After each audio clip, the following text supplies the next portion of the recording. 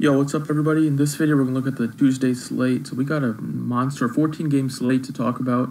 Let's dive right into it. Starting off at pitcher, I'm going to go right with Luis Severino at 13-1.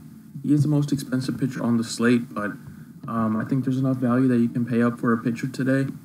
You got a choice of three really good arms at the top. You got Severino, Kluber, and Paxton. I think Severino is probably my best play because the Phillies do strike out a lot and they're implied for a very low run total. Severino's looking for a bounce-back start after he got knocked around a bit against Seattle, got 8 hits against him.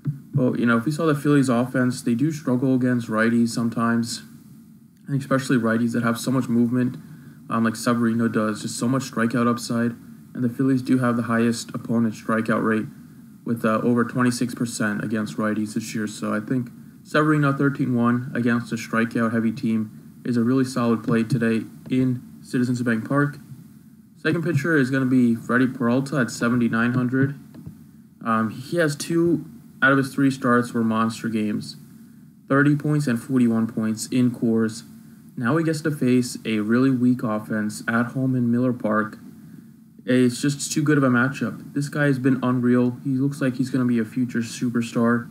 He has 25 strikeouts in just 15 2/3 innings of work this year, which is incredible and just a great matchup. Against Minnesota, he really struggled with his control, but he really got back. He fixed that in his next start against Pittsburgh, got 0 walks that game, so he just keeps improving, and he just has such a good spot against this really bad Royals team that is 7,900. 40-point upside. It's a really hard pass for me.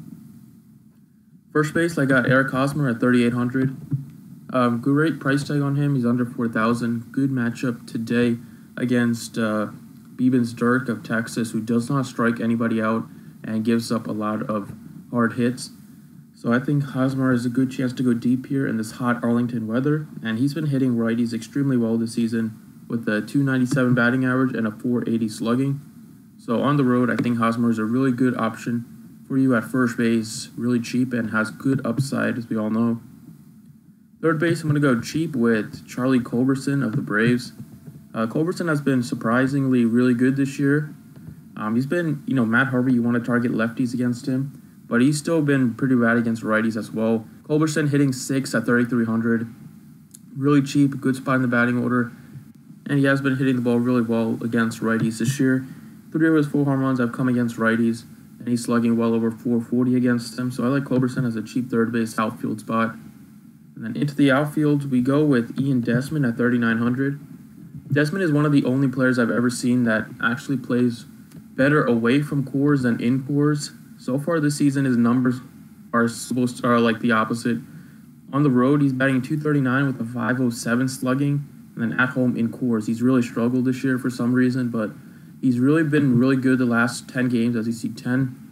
Last 10, he has 3 home runs, 344 batting average. And this is a good matchup against Derek Holland, a lefty. Desmond has crushed lefties this season to a tune of a 313 batting average and a 639 slugging percentage. He has 8 home runs and just 83 at-bats.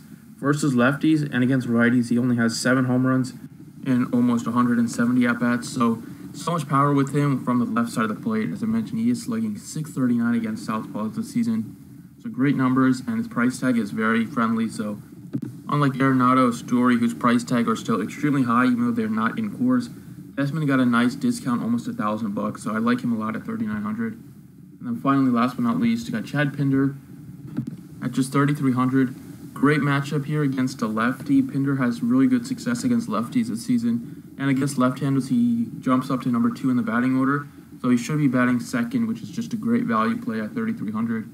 Against lefties this season, he has a 286 batting average, 455 slugging, and his hard hit percentage is is 61%. So he's crushing the ball versus lefties, does have power, and he's really cheap at 3,300. Allows you to fit in whatever stud pitcher you prefer.